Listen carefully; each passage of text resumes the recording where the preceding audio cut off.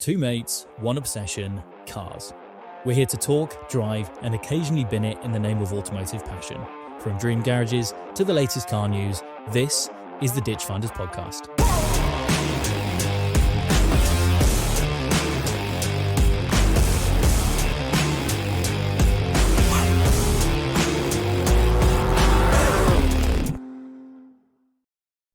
2 weeks feels like a long time, and there's been a lot of news. A lot. Yeah, I feel like we've both done a few bits with cars as well. that is true. Do you want to start with that? Go for it. Let's do like I'm going to say this week on cars, but it's been a couple of weeks. What have you been up to? I've been to Catherine and Machine with my brother. You did. How was that? That was good. Yeah. It was a Jaguar and Aston Martin night. So, as you'd probably expect, shitloads of F-types, which I'm not complaining about. So, load of V6, load of V8s, a couple of SVRs. And then there were some very, very attractive looking Aston Martins. There was a DBS, like the Casino Royale.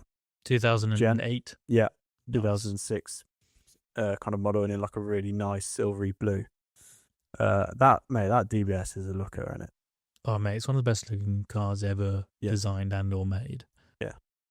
So there's one of those, loads of Vantages. I think there's a few V12 Vantages, which was cool. And yeah, lots of bits and bobs rolling in and out. But yeah, obviously we got in my BM, we got pushed to the back of the car park, which is fine. I get pushed to the back of the car park anyway. Yeah, But yeah, do you know those DVSs are such good value? I know. I saw them recently. With it, actually, I haven't. Usually, I keep up with their pricing, but I haven't looked recently. I've looked at a few other things, and everything's come off a little bit. I'd be interested to see where they're at. One with slightly higher miles, wasn't the most amazing spec. You were able to get for like 60 grand, 65 grand. It's so much car for the money. For a car like that, yeah. Yeah, that is mega. It'd be interesting to see where they're at now. Could you imagine if they go into the 50s? Surely they're at the bottom. Surely, if anything, they'll go back up for a lower mileage one. You'd imagine, wouldn't you? Yeah. So yeah, that was good. Obviously, we mentioned a couple of times about issues with my car, with the ABS sensors and all that going off. So yeah, we tried to fix it ourselves. The bolt was corroded, so we just let the proper people do it. And turns out that wasn't the only thing corroded, right? No, so the drive shaft, both rear drive shafts, the reluctor ring, which is how the ABS sensor analyzes. The reluctor ring had gone on those, and the drive shafts themselves are kind of spinning slightly oval. So I've been advised to change both of those within the next 3 months. Expensive job? It's not. When I first heard it, I was in shock, but it's like 500 quid. And that's including labour. Yeah, that's them That's sourcing the part, all of that. So yeah, I'm gonna have to do that in the next few I months. don't think that's too bad. We might be able to get it cheap as well. We'll ask around. Yeah, That's not too bad. I drove your car you properly for the first did. time. You did actually, yeah. Forgot about that. Which is strange because you've had it a while. Yeah, And usually we always drive each other's cars. But this we just haven't done a huge amount in. we haven't. No. I drove it once when you first got it on a wet, pretty damp, miserable, it might have even been January afternoon.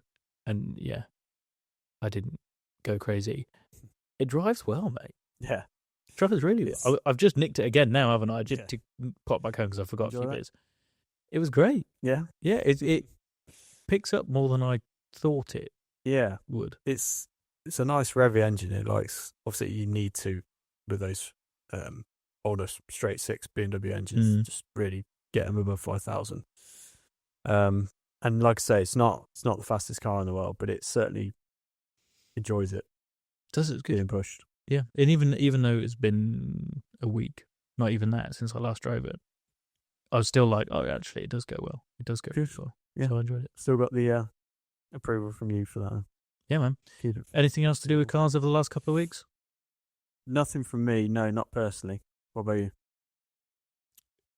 to continue on the driving, the BMW theme, I drove a BMW M2 Oh, yeah. for the first time. Not just any BMW M2. And you did really well at waiting for this podcast to tell me about it. But I couldn't. I was on the drive home when I called you. It was that good.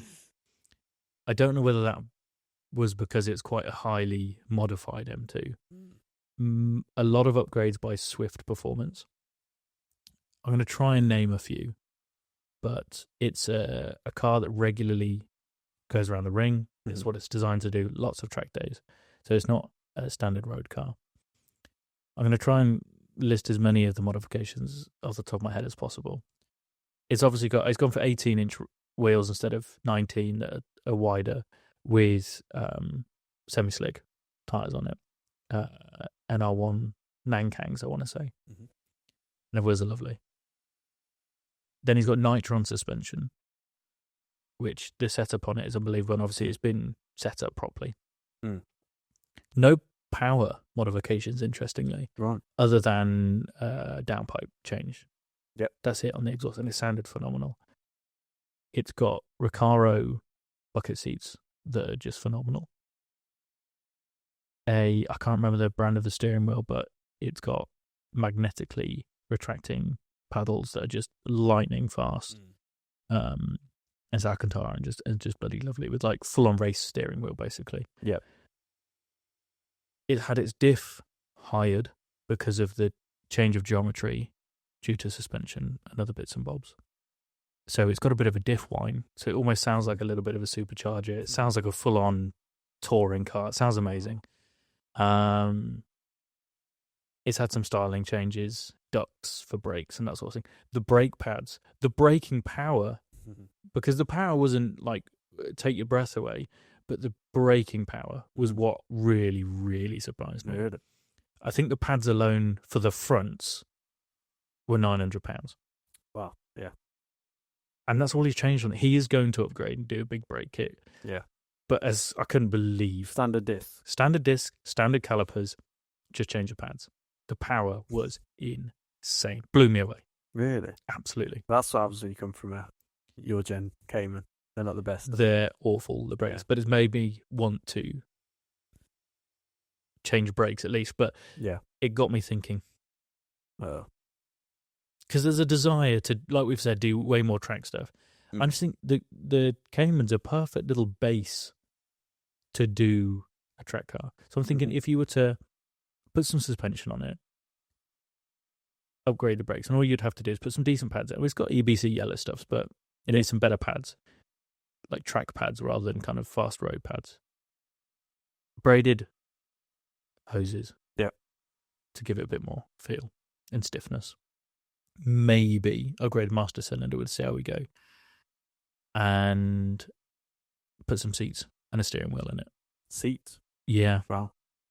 They're not anywhere near supportive enough. Yeah, I was going to say. On track. Be thrown around. Yeah. Just something to hold you. I've seen other people do it with that gen, actually. It's the kind of car where you either want to baby it or you could go ruin crazy with it. Yeah, ruin's probably the. I think it'd be really, really good because it's balanced so well. It's got enough power. It pulls. It does. It pulls so well. But imagine if you made it stop well and go around corners even better than it already does. It would be quite a thing on track.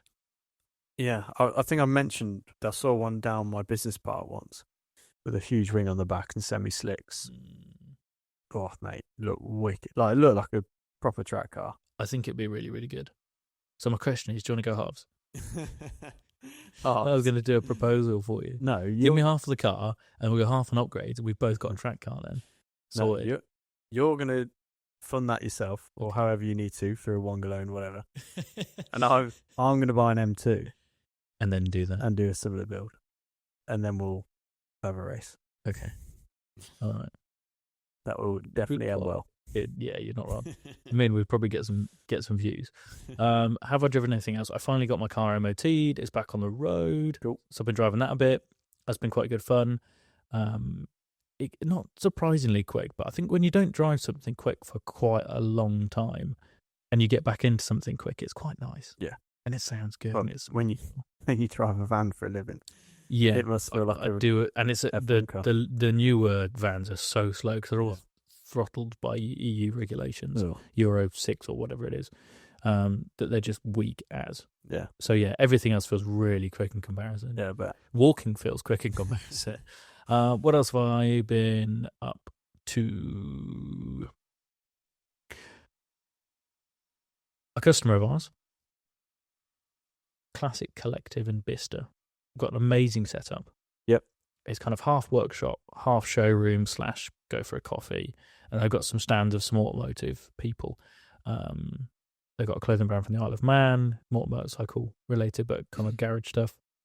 They've got SPAC suspension. They've got some fuel and additives and oil and retro tires and an art stand. And they've got some like automotive art. It's a really cool setup. And the guys that run it, Dominic and Simeon, lovely, lovely chaps. I visited them on Thursday, as I do, on a normal kind of scheduled visit. And they said, we've got our first event, kind of cars and coffee sort of situation on Sunday. Feel free to come along. So I did. And it was really, really cool. They had some amazing stuff there. They were doing bacon sandwiches and coffee, and about 170 cars turned up. quite a lot, yeah. Quite a lot. And it was like so varied. There was highly modified GTRs to E46 M3s to Golf GTIs to all the generations of M cars. There was a bit of everything. Then there was 2-litre Audi A6 diesel Avance, and then there was RS6s, and then there was some retro stuff, and there was it was just everything. Everything you can imagine. There's a bit of it all. That's the way it should be, shouldn't it? It's really cool. Find next. And people from all different walks of life. Yeah. There was it wasn't like a normal car meet where you've either got the same cars or the same people. It was so varied. So that was really, really cool to see. And had some cool conversations there. Brilliant. And then just as we were about to leave, Lamborghini Miura turned up. Really? Like a lime green Miura. Seriously cool. That's worth some money, that. Everybody just flocked. Yeah. Like the building emptied, the car park emptied, and just flocked around the Miura. And it was seriously cool. But that was a really, really lovely Sunday morning. And luckily we had the weather, as it was nice to do some more car related. Did you take the Porsche down?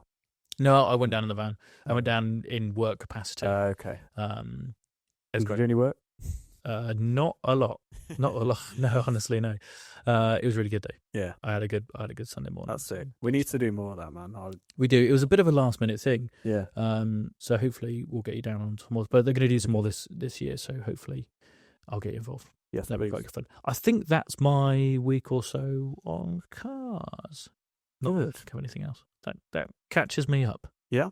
Yeah. Shall we do this week or two on cars away from us? The general news? Yeah. There's quite a bit. There's a lot. A lot. I normally got my trusty iPad, but I've had to use a piece of paper this time because there's a lot of information that I'm not going to remember. Some technical difficulties. I have. So yeah, I've made some notes. I think you've probably got a few stories as well. So we'll start with Emira. Lotus Emira have done a bit of a refresh. I guess it's almost like a 25 model year for their Emira. Yeah. And I think it's probably about time they did something to it. When you mentioned this, I got quite excited. Yeah. And looking into it, they haven't done as much as I thought they might have. No. It's a lot of it's to do with obviously the 4-cylinder engine. So they've uprated that to 400 horsepower. So they've kind of shifted their model range around a little bit. It's a bit confused, isn't it? A little bit. Because the 4-pot was the lower power at 360 and then the V6 was about 400, wasn't it? Well, they've now got the exact same horsepower. Yeah. Both got 400 horsepower, but the 2-litre AMG engine has got more torque. Right. And it's got an 8-speed automatic gearbox. And so it now does 0 to 60 in less than 4 seconds. Wow. 3.9 seconds, I think. Which is rapid. Yeah. It is really quick. But for me, I mean, I understand why someone would go for the 2-litre because it's a very good engine. But 4-cylinder versus 6-cylinder, same horsepower, no manual option, worse the sound. Don't you think it's strange that in such a car that's focused and targeted towards the petrol head, that they would go down this route? Especially if you look at it, especially from a Mercedes AMG power point of view, they're coming away from that and going towards the V8. So you would have thought actually they've been better off upgrading the V6. Yeah, I think everyone's always considered the A45 engine, haven't they, rather than a... It'd be interesting to see the split of sales on those two cars. Yeah. To see which actually is sold better. Yeah. But well, in fairness, I think it launched with just the V6, didn't it? So you're probably going to have more of those. You'd imagine so. Yeah. Interesting though, a bit of research on that. Apparently, that version. So what they're calling the Turbo SE version of that car isn't actually come to Europe yet. Hasn't? No. And it's for. Well, I've got a list here where it says, because the Emira Turbo SE is for Asia Pacific, Middle East, and Africa regions.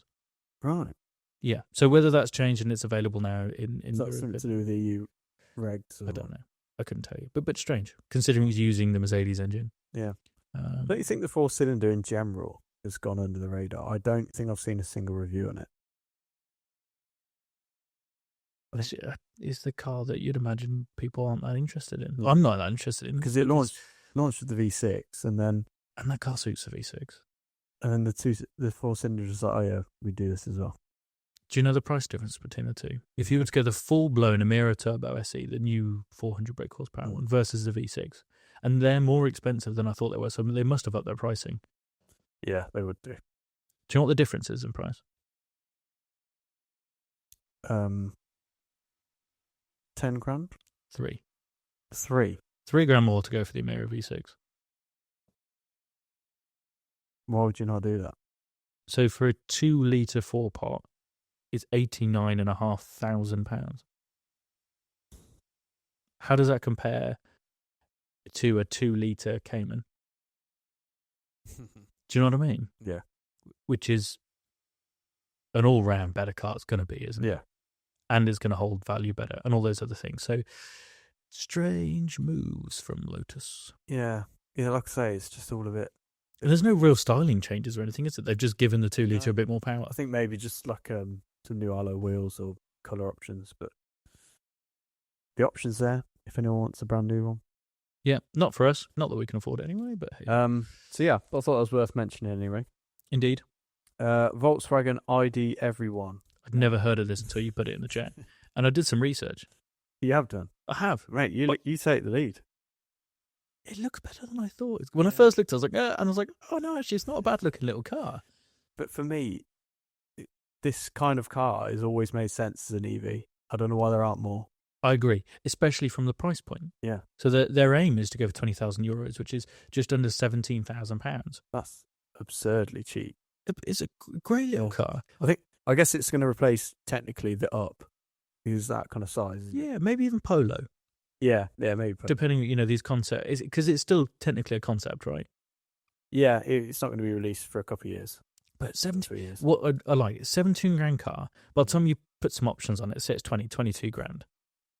But it's aiming to do 250 plus miles of range. Yeah, perfect. Why doesn't that? I mean, city car. It makes sense. Maybe I think it's going to be 4 or 5 different cars are going to be based on that platform, that EV platform. And okay. I guess it's their next generation of EV. Yeah. But it sounds good to me. That makes sense. I don't care if those cars are petrol or not. And actually, if I really think about it, now I've experienced EVs more, it makes perfect sense that car's EV. Especially for the type of person that's going to buy it. Yeah. A lot of them are going to be business lease. A great little car. Yeah, makes sense. A little bit, it looked really plastic on the inside, I will say that. Yeah. Yeah, it probably will be for that price. And I don't think it will be that price at launch either. But that's the other thing. Is it going to be 30 grand by the time it launches? Yeah, probably. The way things are going. But if it can be a sub 20 grand, 250 mile, German engineered and German finish. Yeah. For that sort of money, right? Fantastic. It will sell. Bring it on. This one's interesting. I assume you've researched this one as well. Longbow. So you put this in. You've kind of taken the lead on this week's agenda, and I'd never heard of them before. Well, they're brand new. So yeah. Okay. Is this got anything to do with what you've been doing at work? Any affiliation? No affiliation. No. This is just something you've come across. I've just seen it online. Okay. Yeah, talk me through it. They did a press release on it. So they're called Longbow, new British EV sports car brand, and they're basically launching two-seaters. So one's a roadster and one's like a coupe, if you will. They're EVs, like I said, and they're going to be priced from 70 odd grand. So, I mean, I don't want to say affordable, but when you look at them, it's not.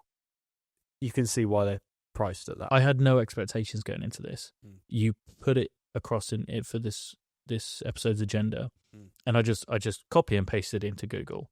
Longbow, new British sports car brand. Images came up, and I went, "Hello, let's go. These look unbelievable." And then I saw it was EV, and I couldn't care less. Why? At least they look good. Apparently, the people that have launched this have had experience launching Tesla, BYD, Lucid, I believe. So it sounds like, people that know what they're doing. Yeah. I have no interest because it's EV. And you're building a car that looks phenomenal. It looks like the SP1, SP2, doesn't it? Like that kind of roadster. Yeah. What's the McLaren Elva? Yeah. That sort of speedster. Mini version of that, yeah. Looks really, really cool. And if it's sub 100k, 70 or one of them's 70, one of them's 90, I think. Great, bring it on. Looks amazing. But just put an engine in it. You can't build a sports car and whack a couple of Duracells in it. Do you know what I mean? It doesn't add up. If they were doing a car because there is absolutely a place in the world for EV. Certain cars really suit it and are far better off. I think a Range Rover is technically going to be better off as EV for what most people use them for. Yeah. Same with Rolls Royce, same with certain Bentleys. There's absolutely a place for it in small little cars. I haven't got a problem with that. But not in the sports car world. No. Having said that, I saw the Cyberster. That looks really cool. Imagine if that was the MG Cyberster. If they just put a little MX-5 engine in it. What a cool little car. Yeah. I saw one for the first time in person on Monday. Good. It looked amazing. Really? It looked really cool. Proper little head turner. Yeah. Yeah. Even my dad was like, look at that. Are they convertible? You can get a convertible or a coupe. I'd have to look at. Maybe it's the same thing. I don't know. Yeah. I think they're both. But that's just EV only. EV. Yeah. Where's the market for it? I don't know. I don't see who's buying.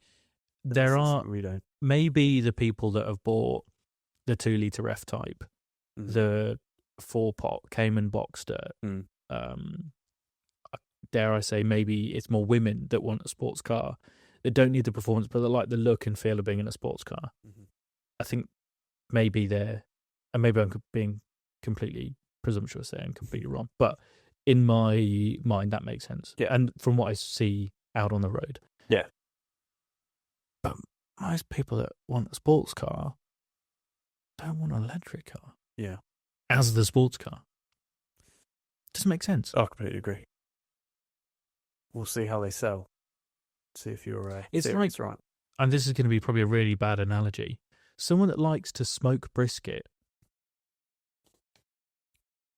isn't going to want to use an electric hob. They want a proper... It's not a bad analogy. Do you know what I mean? It's like you want something to do the job that you want that to do. And it's not necessarily about how efficient it is or how cheap it is or how... Blah, blah. Yeah, it's not the point. It's not the point. No. It's about controlled explosions. Just technically, you could do it in a microwave. Yeah. But that's not what... You don't get the enjoyment of the smell and the time and the vibration in a car and the manual gearbox. And all that. There's so many... Yeah. We could probably, if I think long and hard about it, I'll come up with a better analogy. A simplified version is just when the sun's out and you want to do a barbecue, or just put it all in the oven. Yeah. Like, that's the point of the barbecue, because it's like an experience. And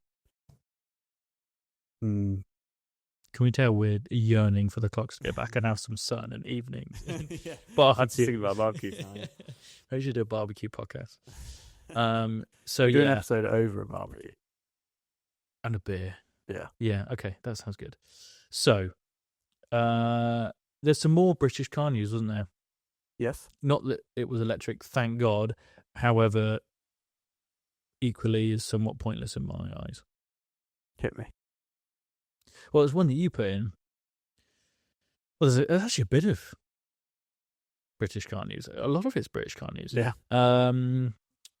I've lost my notes on it now, but you put something about the Morgan Yeah, Morgan Super Sport. Super Sport. Yep. So yeah, they're still going. I know we made the joke when we did the auto car about we skipped swiftly past it, and the only question I had was, is it made out of wood?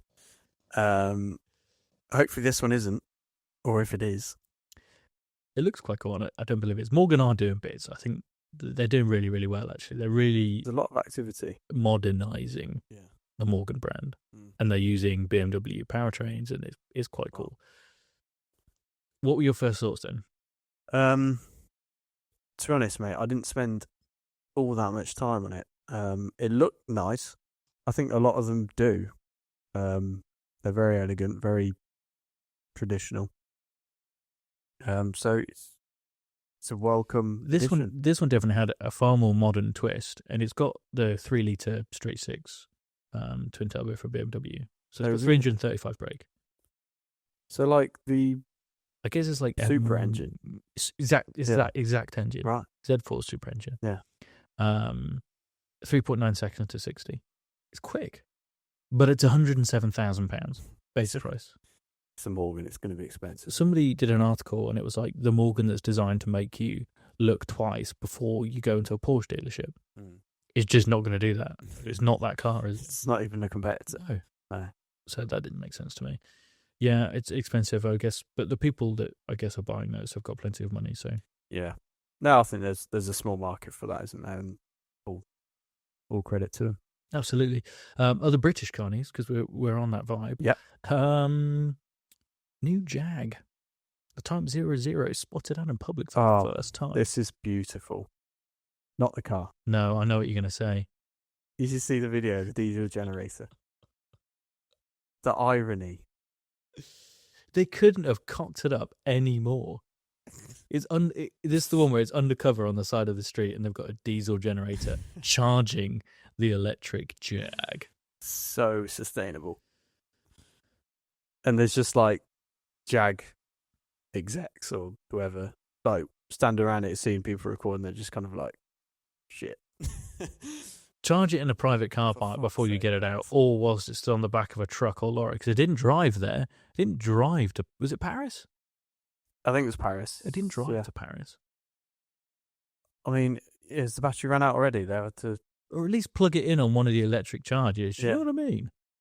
That's so ironic. Having said that... Don't say anything nice. It looked alright. Do you not think it had presence and it looked quite cool? It had presence because it's the size of a fucking barge. Huge. It's a mega yacht. You would not want to drive that anywhere that's not a runway. The size of the bonnet.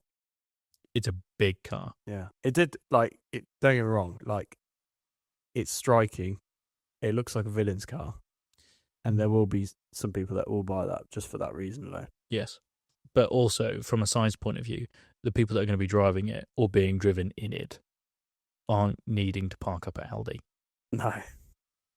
You're right. Squeeze it in a car park spot. Yeah. Having said that, if they're doing valet at a hotel, it's still going to need to go to multi-story. So good luck with that. Yeah. Please do put it in a multi-story so that's look. Yeah, just so it can't get back out again. Any other news bits have we got on there? There's a couple, isn't there, actually? I'll tell you what, I've got some good news. Have you? Well, it's prospective news, but it's news nonetheless. Shoot. And it's a rumour. So yeah, I saw this from a very trusted source of someone who I've never met and have no credit for on LinkedIn. But at least it wasn't TikTok. Yeah, it's slightly better than, well, LinkedIn's probably the worst of the bunch, actually. Next gen Supra. This person, I have no idea how true this could be. Okay. This person speculated that the next gen Supra could be built on a dual platform with a new Mazda RX-7. Ooh. I don't know where they pulled that from, but I like the idea. Well, this brings me on to some other news that kind of ties in with that theme. That there's a new Nissan CEO. Okay. And he's a proper car guy, apparently. And he wants to bring back the Silvia. Nice. As an affordable sports car. Could you imagine that? RX-7, Supra, Silvia. This is like the holy trinity of Japanese cars. Literally. One last poon before EV. They could do a whole new Fast and Furious franchise. Another 14 films. We just restart again. We don't need that. They'll be flying to a different galaxy next time. Well, could you imagine how cool that would be? Wait, don't. It's good news. It's good news. That is good news. Very good news. So we'll see how true that is. But that's an interesting one because there's been quite a bit on RX-7 and concept cars, and in the last 10 years, yeah, they've been teasing us. Yeah, it's been a bit of a long tease. There must be an obvious reason for this, but I wondered when I was thinking about that why. Obviously, Toyota provide that V6 for the Emira. Yes. Why didn't they use that for the Supra? Obviously, they had the same platform as Z4, or for the next gen Supra. That would be a cool engine. Could be. Be the right power. After we'd researched the Emira earlier, after you put it in the agenda, I just instantly went to looking at straight piped Emiras to see how they sound. They sound really good. Really good. Like a titanium exhaust on an Emira. Yeah, really cool. So that's got to be done. Do you want to hear more about this Nissan CEO? Yeah, go on. Starts on the 1st of April, so start in a couple of weeks' time. Okay. He's been with them a long time now. When did he start with them? Early thousands, I think. Maybe even mid-thousands. He's Mexican. Okay. Which is interesting. Because usually Japanese car brands, especially the top dogs, like to keep it Japanese, don't they? Yeah, I mean, you say that. I think the old Nissan CEO was one of the older ones was French, wasn't it? Oh, really? Yeah. I don't know enough about it. Ivan Espinosa is his name. But he's been long time. But interestingly, it's the fourth CEO for Nissan in 8 years. Yeah. So it's quite a bit of a turnaround for them. But basically, he wants to bring back a passion for cars, saying that Nissan's lost that slightly. Yeah.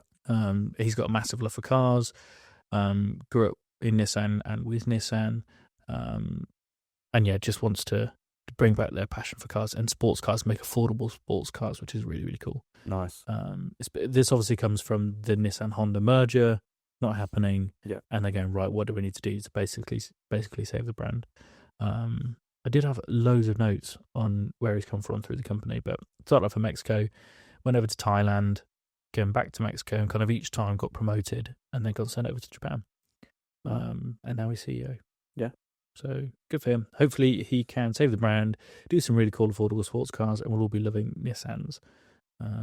Fingers crossed the French can do the same with little hot hatches, and everybody's making amazing cars again, and we can treat the last 5-10 years of dodgy car making, of shit electric cars, as a bit like COVID, where we just forget about it for those 2 years. It's like an era of car manufacturing that we'll just forget. We'll just a black hole. Yeah. We'll ignore that bit. That would be ideal. It would be. Last piece from me. Go on. In terms of news, I know this has been a very long news section yet again. I didn't add this one on the list, so you probably haven't seen it. Renault 5 Turbo 3E. Have you seen anything on this? Is this what the Alpine's based on as well? So there's the new Renault 5, yes, which is a little hatchback EV. Alpine's based on that. Okay. Now this is called the 5 Turbo 3E, and I have no clue what the Renault CEO was smoking when he signed off this car. It's 540 horsepower. Okay. EV, based on the old Renault 5 Turbo, Renault Turbo 2. Their most powerful model ever. 800-volt architecture, which means it charges very fast. And it's like, I mean, just search it and look at it. I'm going to look at it now because I have no idea what you're talking about. It's like wide body. It looks like a bloody rally car. Well, interestingly enough, there was a Renault 5 GT Turbo there on Sunday, and they do a very good job of doing a modern version. That looks insane. Oh my God. That's a road car. That's brilliant. What is going on? 540 brake horsepower, 0 to 62 in less than 3.5 seconds. Yeah, we'll have that. Why is that a thing? And again, it's an EV. It's in the rear of it. It's just one big diffuser. That's amazing. It gets swallowed up in that. Has it got a roll bar and carbon bucket seats? It has. Yeah. Oh my God. They're like McLaren Senna bucket seats in a Renault 5. I'm pretty sure it said something about a carbon fibre structure. Dude, I think it's got a hydraulic handbrake. This could be quite good fun. That can't be a road car. Honestly, I don't know what's even going on there. Bring it on. Again, it's a shame it's electric. That's but an EV. that is an EV that could be quite good fun.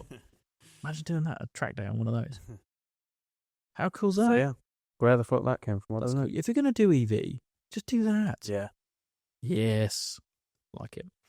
There was actually another piece of news you put in there. Okay. I guess it's not really news. It's just something that happened over the last couple of weeks. Yeah. And that's Girado and Co. Yeah. Doing quite the event. They've done a couple of this sort of thing before. Yeah. This just turned up to 11 for lack of a better expression. Mm. There is a name for the event that they hosted. Yeah, so I watched Shmee's video on it where he went over in his Zenvo and vlogged the whole thing. Did he? Yeah. It went pretty, I don't know, certainly in the UK it went pretty viral amongst the car scene. It did. That picture of all the cars. Quite an event. So the Girado & Co. Hypra Lusso event is what the name was. I know the guys at Girado & Co. It is unbelievable, their setup, and what they do is next level. This is kind of just a representation of that with a more modern twist. A lot of what they do is either retro and or retro race specific special cars, basically, is what they store, sell, look after, facilitate, just on the grandest scale. But it was quite literally the finest selection of hypercars, wasn't it? Yeah. So it's certainly from what the UK can offer, it's unbelievable. It was insane. There was a Lamborghini Centenario. Yeah. I looked at. I've got a link here that just. There were 3 Gordon Murrays. T50s, right? They were there, but there's just a couple of photos. That's so good on Shmee's video, mate. Really. So there's an F40, Daytona SP3, 177 T50s. That looks like in the background a 918 Spider, Veyron, 599 SA Aperta. I think Max Girado himself was in that. Is it the Valor, the Aston Martin? Yep. Ferrari LaFerrari, TDFs and 812 Competitiones, Koenigsegg's, just anything, you name it. Literally. It was there. And Enzo. Valkyries. I don't remember seeing it. Not that I saw. No. That's all that was missing, I think. Need to do it again. Yeah. Struck out, boys. Try again next time. Yeah, it's pretty insane. And they've got an amazing setup anyway. Right. That looks like a 599 FXX. No, not 599. SF90. The crazy little. Oh, yeah. Yeah. One of those is that. There's just a bit of everything, mate. What an event. But yeah, the guys are there are amazing and they do some really cool stuff. So I know you've obviously been there before, so I wanted to get your take on it, really. It's really cool. Yeah. The guys have got so much time. They're amazing. Really. I can't say enough good things about them. It's just such a cool setup. Wow. And I just feel... Shall I run you through some of the stuff that they've got listed at the moment? Go on. This is where you realise that the calibre of car that you're working with here. Okay. And I'll say some stuff that's recently sold as well. Okay. We'll try and overlay some of this because it's nuts. Some I'm not even going to be able to say, but they've got a 1987 Ferrari F1 car that's very, very cool. Just the photography and everything is phenomenal. Yeah. Ferrari 250 GT short wheelbase Berlinetta. Dread to think what that's worth. 365 GTB Daytona. Quite nice. Just a casual 250 GTO. Yeah, trick in there. Yeah. There's loads of those around. Honestly, mate, you can just... But there's some, like, rally cars. Those are seriously cool stuff. It just keeps going. Even modern GT3 cars, like the new 296. Holy shit. There's a lot of race Pro drive cars. Loads of race cars. I think that one there is Carlos Sainz's dad's car. I could be wrong. Was he a rally driver? Yeah. Yeah. Seriously cool stuff, dude.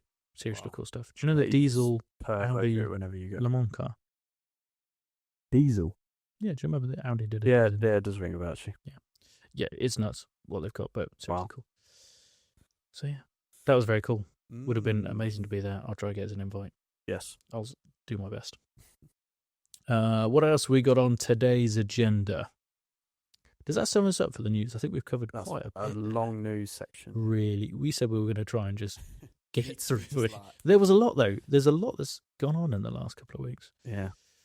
I want to quiz you on F1 salaries. Okay. I saw an Instagram post and I was just intrigued by it. Do you have any idea of where F1 drivers get paid? No. Take a stab at the highest paid driver. I would guess Hamilton. Nope. No? Nope. Bloody hell. Verstappen? How much do you reckon he gets paid? This is what I'm guessing is an annual salary. That'd be absurd. From the driver. I think they're going to have a lot of sponsorship deals and that sort of stuff. But just their driver salary, shall you say. This is, again, speculative, but I think it's there or thereabouts. For Max Verstappen? Let's go in dollars. In dollars? 20, 30 million? 65 million. 65? Yeah. So if we go right down to the bottom, what do you think the lowest paid drivers are on? Wow.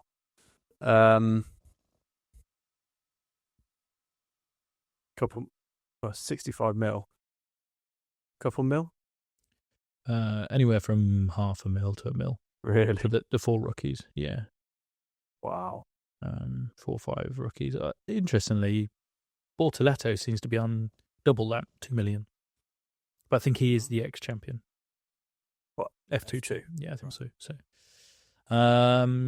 Likewise, Kimi Antonelli is on that sort of money too, by the looks of things. If we go from the top down then, so Verstappen, and you're right to think that Hamilton's up there as well. So if Verstappen's 65 million, where do you reckon Hamilton is? In the 50s? He's on 60 million. 60.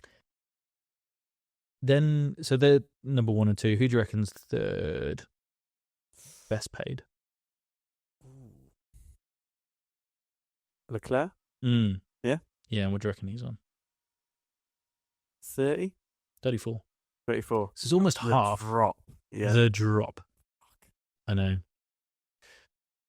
That's what 7 world titles gets you. Let's see what you think of 4th, 5th, 6th. I think Russell must be in there. 6th. 6th. Okay, so there's 2 in between. So what do you reckon Russell's on? If you go from Leclerc at 34 million. Yeah, Russell's 6th. He would be on 20. 15. Wow. So you've got Alonso and Norris on 20. Really? Oh, of course, Norris. And I think Piastri is now on 20 as well. Really? Yeah, he's on some good money, but he's put some performances. He's solid. Then you've got Sainz at 10, Gasly at 10, Albon at 8. 10 mil for Sainz at Williams is decent. Obviously, he's a good driver, but we'll be interested to see if he had a massive pay drop from Ferrari. Yeah. Or not. But yeah, there's some money there, dude. They're doing all right. Yeah. Imagine, ain't their annual budget's like 300 million or something? And I don't know if that's a salary. I think that's like operating cost. Yeah. Okay. I don't know if that includes that. Don't they get like a certain budget they can spend on development and staffing and I don't know if it's catering and all that sort of stuff. Then 65 mil of that budget is going on. I don't know if that comes out the budget. We'd have to have a look. Yeah, we'd have to see. Interesting though. I doubt it, because then you're at quite a disadvantage, aren't you? Yeah. It's quite a chunk out your budget if you go for Verstappen. But yeah, either way. Interestingly, Ferrari's got the biggest wage bill. In terms of combined, because you've got Verstappen at 65 mil, but Lawson at 1. And then you've got Hamilton at 60 mil, and Leclerc at 35. 35. It's $100 million in 2 wages. Yeah. Just to come. Where do they come this first race? Like 9th and 10th. So do you imagine, as of next month, employers' national insurance goes? So yeah, that's F1. What do you think of the race For you? I didn't get to watch it live. Neither. Well, I watched the highlights. It was interesting. Bloody good start to the season, wasn't it? It really was, especially when the McLarens went grass cutting. Yeah. The rain did on the same corner. Norris did so well to Yeah. fight back. Gutted for Piastri because he was looking like he'd get potentially a win, certainly a podium at his home race. Would have been amazing. Hope it just fires him up because it was a good drive. Yeah, he's got unlucky. solid. He's solid, yeah. I thought Antonelli did very well. First race, P4 in the wet, get to P4. That's solid. Like just to get the car to the end. And interestingly enough, I think he got a 5-second penalty that then got reversed. Yeah. So he kept P4. Kept P4. Yeah. Right. Albon, what a drive from Albon. Yeah. Oh, that's probably the most points they'll get all season. Yeah, potentially. Gutted for Sainz. Yeah. It seemed like there's a weird torque surge that caused the car to spin. Either it was on gear change or when he accelerated, and it was just weather conditions. It was pretty. Yeah. Was it for the rookies? DNF'd. Who was it? Hadjar that went out on the formation. Yeah. That's not ideal, is it? That's rough. That's Stroll manoeuvres, that is. That's going to give him some nightmares. Yeah, bless him. He needs to put in a solid performance, put it behind him. He'll be fine. But yeah, I thought it was a great race. I thought it was really interesting. Yeah, it's sick. Interesting start. I think Ferrari have got some improvement to do.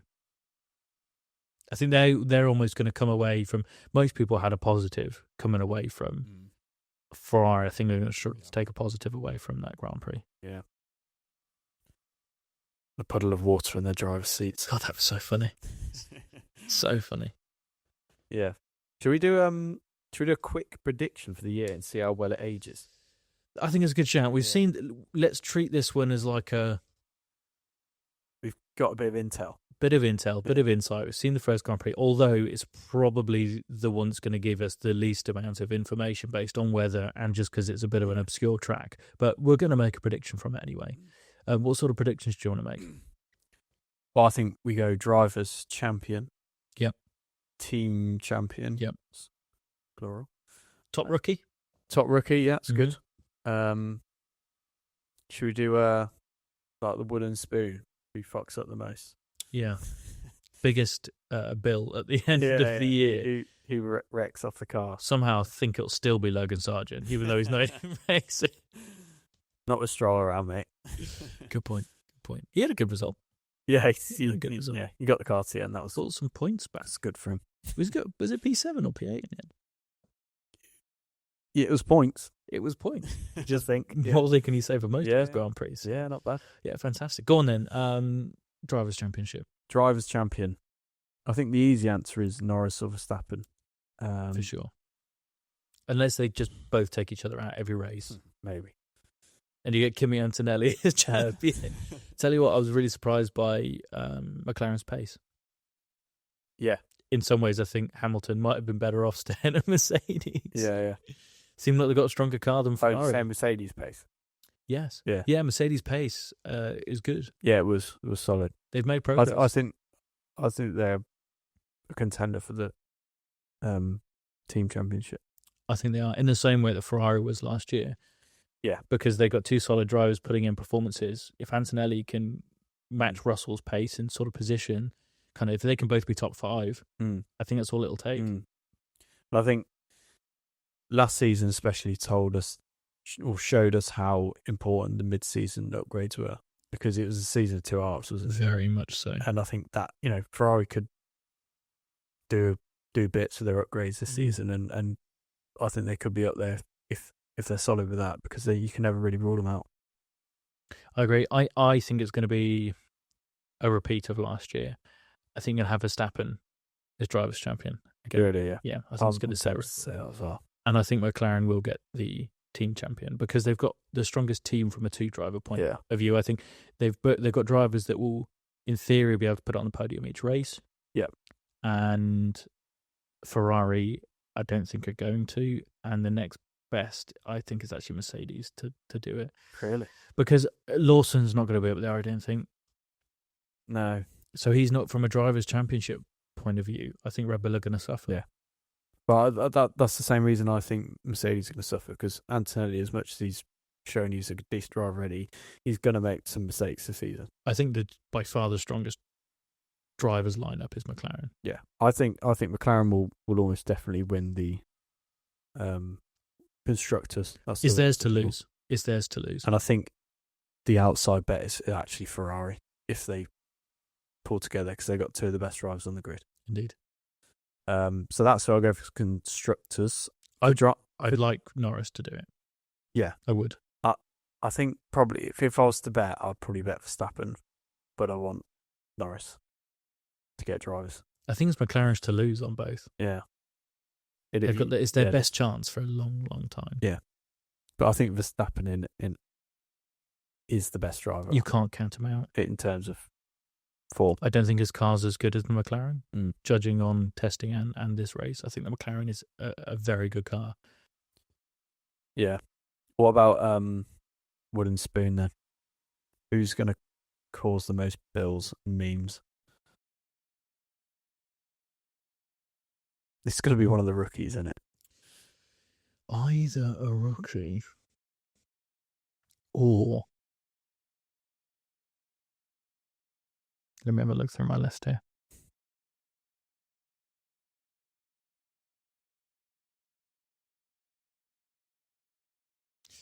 Yeah, I'm going to say Jack Doohan. Oh, really? Yeah. Yeah. He seemed pretty confident pre-season though. Just the way he was talking, he seemed very relaxed and stuff. So I would go Hajar, or maybe even Lawson. Do you know why it won't be Hajar? Because Red Bull will get rid of him halfway through the season. True. Yeah. And so by the end of the season, he wouldn't have had a chance to crash it enough times to get the wooden spoon. Because Red Bull will get rid of him, won't they? Be gutted. Do you not think Red Bull should have gone for Sainz instead of Lawson? They had an opportunity there. Yes. From a team setup after having such a nightmare the year before with Perez. It's a much safer bet, isn't it? Far so. It's because they left it too late with what's his name? Perez. I think Lawson might get the wooden spoon. I think he's quite a good driver, but I just don't know. I've just got a feeling he's going to have a meltdown. Do you think he's going to be overconfident? Is that why? Maybe, yeah. I think he is quite, not arrogant, but he's quite self-assured. But he did well last year in the few races that he did. Yeah. He actually did. Yeah, he did. Performances. He did. So I think it's open. Yeah. A few people. It's good. It's actually... Are you on about the wooden spoon?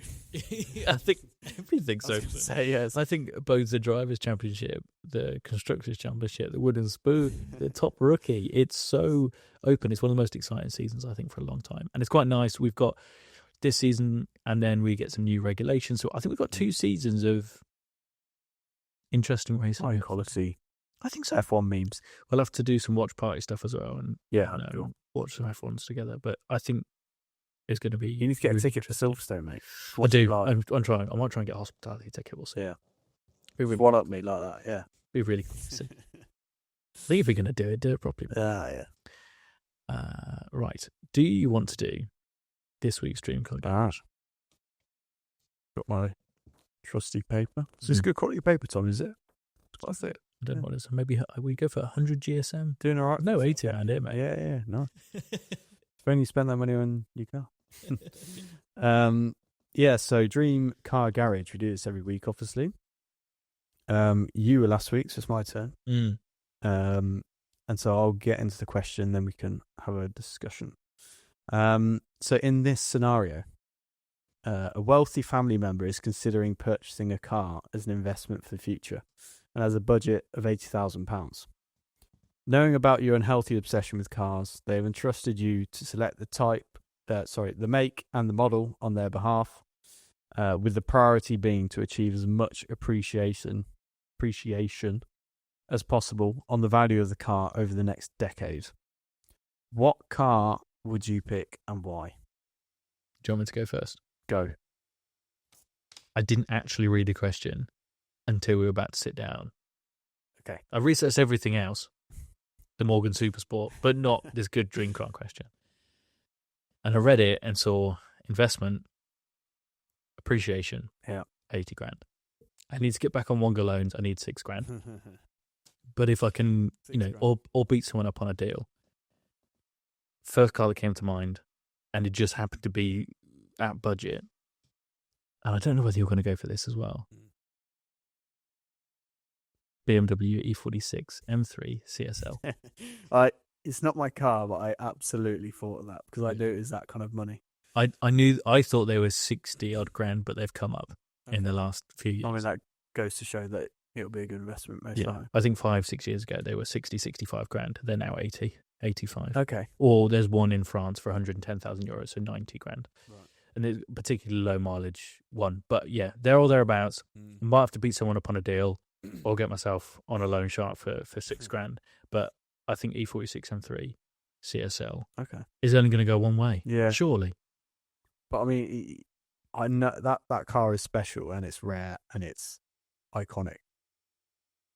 Over 100 grand for an E46. Like, can you see it going there? Easily. If you look at some of the Ford Focus RS products, or Ford RS products, should I say? Yeah. There are some weird, 22B Subaru, for example. All of those. Yeah. P1 Subarus are now 45 grand. And they were 100 grand not so long ago. For crying out loud, a Honda S2000's 25 grand now. You are joking. Yeah. For one that's not got sky mileage on, they're over 20 grand. Wow. Yeah. There's on the Chris Harris and Friends podcast episode, they literally talk about that, exactly that. They do a new segment called "When the Fuck Did That Happen?" And it was exactly that. It was like, when I last looked, they were 12 grand, and now they're 25. Crazy. Double their money. Yeah. So if you take that into account, yes, I think they'll do that all day long. Okay. Yeah. I want to know what yours is. It's a very good shout. I was torn. That was the first car that came to my mind. But I strayed away because I knew you'd pick it. I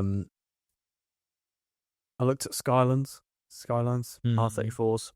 They're big money though. This is the thing, you can obviously get one for less than 80 grand, but it's just so like mileage and condition dependent. It's kind of just like, fuck.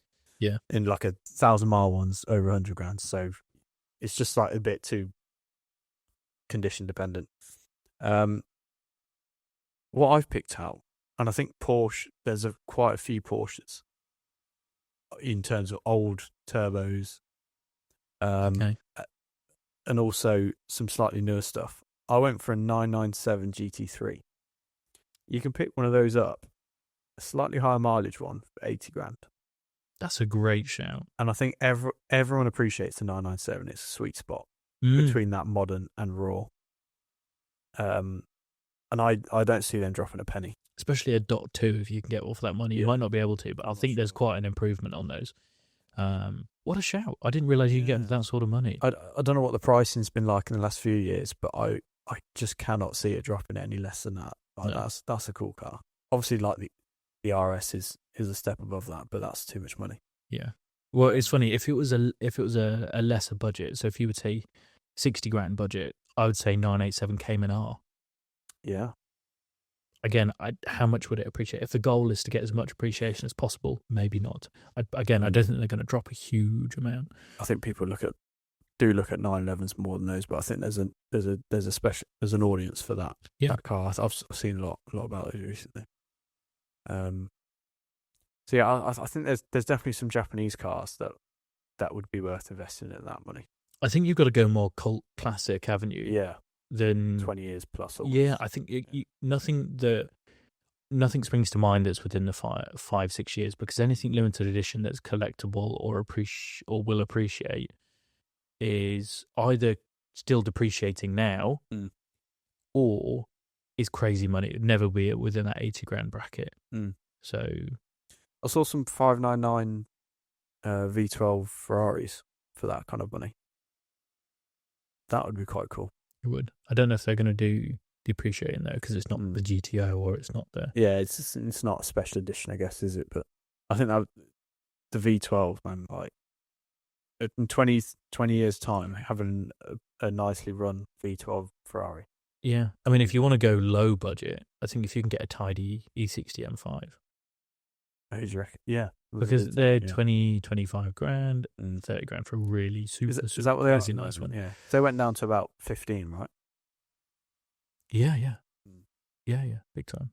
Wow. I think my dad sold his at 14, 15. Really? Yeah. And that was, how long ago was that? 6 years ago? Yeah. Despite obviously the maintenance blow and the reliability, I think 15 grand for that car is an absolute steal. What a car. So yeah, makes you think. I don't really look at cars as investments as such, certainly with what I can afford, but there is evidence of cars doing very good money, and you obviously don't pay capital gains tax on. It's a thing people are buying. It is an asset nowadays. Certain things are an asset. 100,000 plus stuff. Yeah, big time.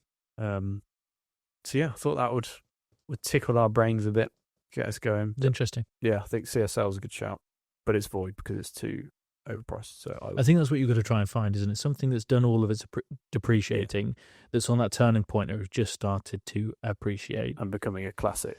Yeah. Be interesting to see if any of the original Audi R8 start to do it, especially like the GT, the final edition version. I think that's going to be one of those modern classic cars that does well, that we look back on and maybe not appreciated as much as we should. Again, you just got to find those special edition models that people really appreciate. Very cool. I like it. It was a good dream car garage. Thank you. Well, how are we doing for time? We've waffled on for quite a bit. We have an hour long. Jesus. And we were going to do some extra waffling. Yeah. We had a whole segment, just the waffle. We had an allotment of time that we were just going to make up crap. Damn. I don't think we need to. Maybe we'll just do a whole another hour as another episode. We'll just turn the mics off and just waffle there. Yeah, that's no different to what we usually do. No different to what we usually do. Are we going to call that for this week's episode? I think so, yeah. Episode 5, we're steaming along now. We are flying. We are practically famous, 33 subscribers on YouTube. Beat your personal, you said earlier. Personal YouTube account is quite an That's special, that is. We're doing well, mate. We're doing well. Yeah, 33. There you go. Evidence. I like it. As always, thank you if you have watched or listened. You can find us long form on YouTube, Spotify, Amazon, and Apple Podcasts. A lot of short form and real stuff on YouTube again, Instagram, TikTok. Chuck us a comment, chuck some feedback, give us some abuse, and we'll see you on the next one. Cheers, guys. Thank you very much.